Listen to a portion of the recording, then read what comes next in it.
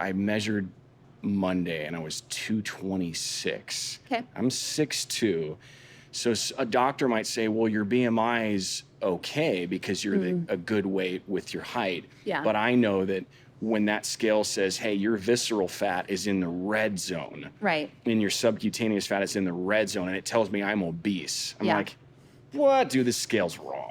I'm thinking like, is there fat in places like around my organs and stuff? Yeah, that's visceral fat. Okay, that's visceral fat. Yeah, and that's most dangerous kind. But BMI is really not the best. It's the most dangerous kind, and it's in the red old zone? school. Okay. Yeah, we don't want visceral fat. Okay. But I am obese according to BMI because I weigh more than I should for my height because I have muscle. So BMI is really not the best. Body fat percentage is really the best measure for am I in a healthy zone or things like that. Because when you gain muscle, that makes your weight go up. It's a great thing. Yeah, when you look lose better, fat, you're smaller. makes your weight go down. It's a great thing. So we want to just make sure that when you're losing weight, that you're losing fat, you're not losing muscle. And when you're gaining weight, we want to make sure you're gaining muscle, you're not gaining fat. And so that body can I fat lose percentage. fat at the same time as I'm gaining muscle? Or is it hey, I have to go on this bulk up phase and add on a ton of fat, but then go lose it? We work with people all the time who see that happen. Obviously, the exponential, it's like a 5 to 1,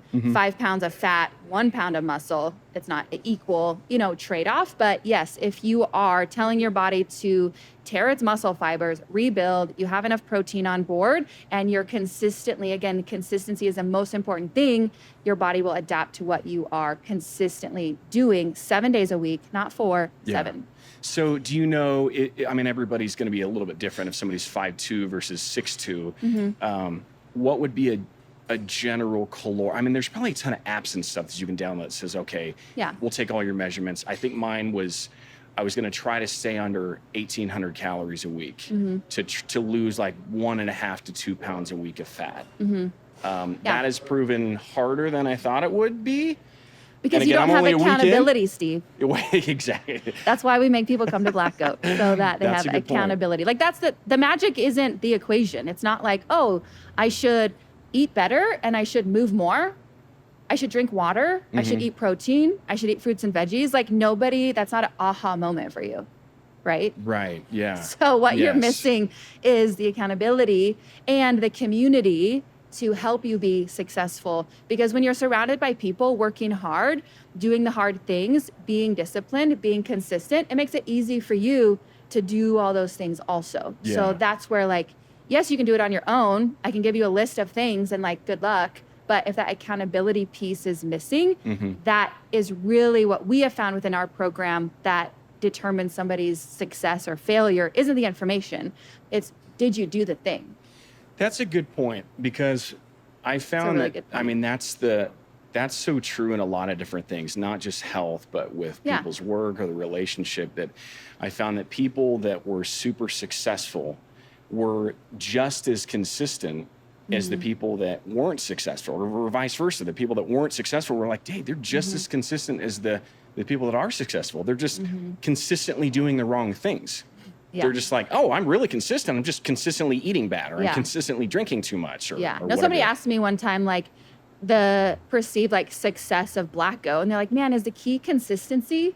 And I was like, no, because you can consistently suck, and you're consistent. You can consistently suck. I love that. In the wrong way. And so the same thing, when people come into the gym, we tell them, number one, we're results driven. Right. We can guarantee your results. And number two, we're community focused, because we know when you come here, it's why we're class-based. It's why we do personal training, but we assimilate them still into the group atmosphere, because community and culture bring accountability, and accountability enforces good habits, and good habits, when rewarded often enough, bring success. So there's always a punishment and a reward for every decision.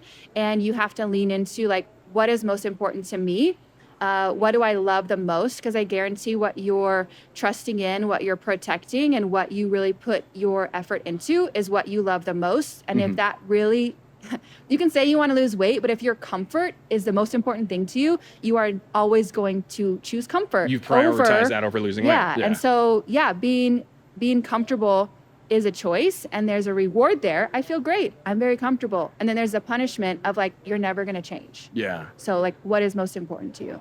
So if somebody says, well, I want to lose weight, because I remember the idea of if I wanted to get, I mean, most dudes, if you ask most guys, not every, because there's always exceptions, but most guys will say, I just want to get ripped. I just want to get jacked. Yeah. Like, okay, is that them being super vain? Or is it going to be like, okay, well, it's okay to want to get jacked, but can you, like, the reason I was asking, I was thinking about body fat percentages. So what would be like a good target where, okay, you don't have to be like, oh God, washboard abs and geez, I see every vein and there's no ounce of fat on you. What would be like? For men, it's like 10 to 15%.